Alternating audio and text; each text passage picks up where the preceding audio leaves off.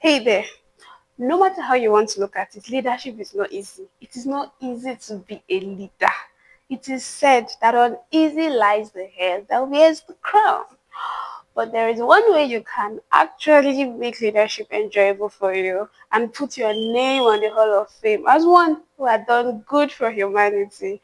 And that's the fact that you are not selfish. You put your people first.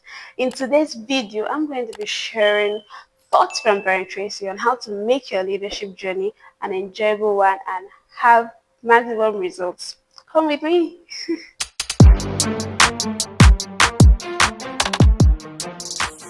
Hello, my valuable people. My name is Messenger, a human capital developer.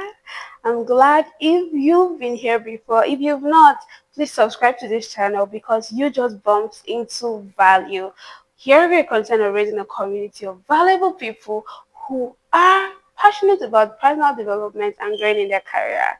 And without much talk, I am going to take you straight into today's video because we're still reviewing our book, The 100 Unbreakable Laws of Business Success by Brian Tracy.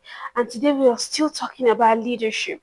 Remember in my last video I mentioned that everything rises and falls on leadership. So if you're a leader or an intending leader, let's go. Now, Brian Tracy had said a lot of things about the qualities of leadership and the laws that govern leadership. I have put many of those things down to share with you, my valuable community. And number one of what he says for today's video that a good leader should possess is empathy. I've realized that we lack empathetic leaders, we lack empathetic people who could actually relate with others on an emotional level and understand how they feel. As a leader, it is paramount you do this so that your community or your organization know that you are not just being a boss over them. You can relate with exactly how they feel. Okay? And this means that in leadership, you must have interpersonal intelligence, know how to relate with people, know how to talk to people, know how to understand people from their own point of view. If you do not possess this as a leader, then I do not think you will have an enjoyable leadership journey because people will not think that you want the best for them. People will not think that you have them at heart. Remember that no one really cares how much you know until they know how much you care. Yes. Number two is the fact that you have to be resilient.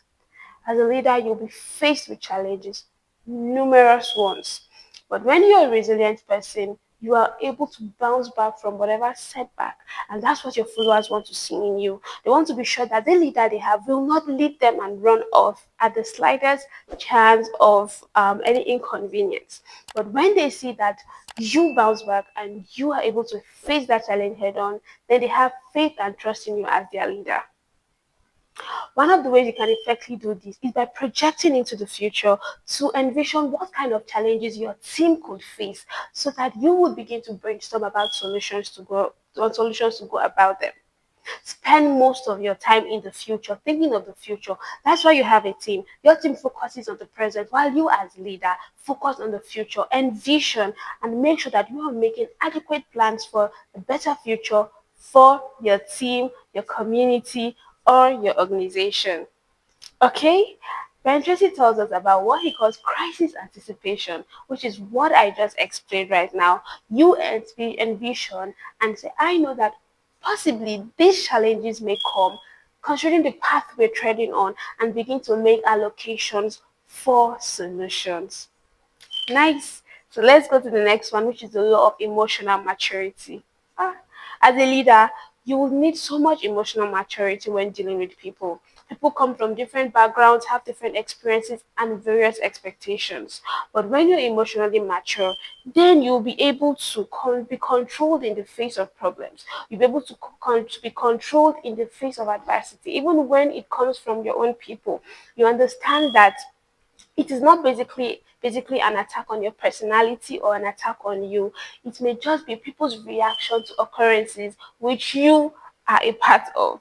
And so you learn not to take problems personally and do not see it like the people do not like you when they are only giving feedback on their dislike for a certain system or a certain occurrence that happens in your community. So you must be emotionally mature to be able to understand that even people's disapproval should not be met with hatred. When people disapprove of you, it is their opinion, and that shouldn't make you want to oppress them, hate them, or have a low self-image of yourself, my friends. And that will lead me to the very last point for this video. I hope you're getting value so far, which is the law of foresight. Now, as a leader, you should be able to predict and anticipate the future.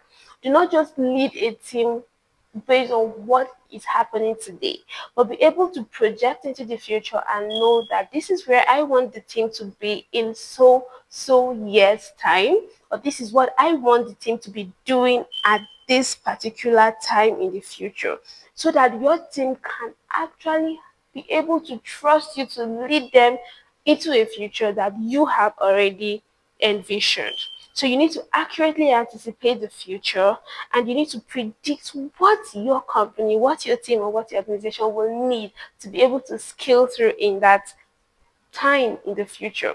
Now, if you are in a fast-paced environment, you need to double your game on this, because you know that certain gadgets, certain things you use for your business today, certain methodologies or approaches will no longer be valid in the next years or months to come. So you must be ahead of your team so you can lead them into the future that they desire. Leaders are not born, they are made. And these are the processes that will make you. So when you fail as a leader, that doesn't mean you are not leadership material. It only shows that you are on your learning journey to becoming not just a better person, but a better leader.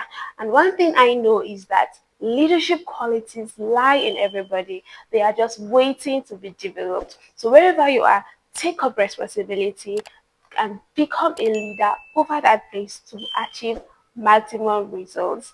Yes, my friends, it's a wrap, and I am sure that some of you are already spurred to being great leaders or being spurred to act rightly in your leadership position. And that's, my friend, is a very good choice to make, because our world is suffering from a leadership problem at every strata of leadership. If you play your part and I play my part, we are raising a community of valuable people all over the world. And that is what this vision is all about. So share this video with someone out there so they come to the same level we are in what we understand leadership to be. Like this video if you like it, and let me see your thoughts in the comment section. My next video will be coming up soon. But until then, make sure that you do everything within your power to be a person of value and to be a person who has growth in their career. Okay?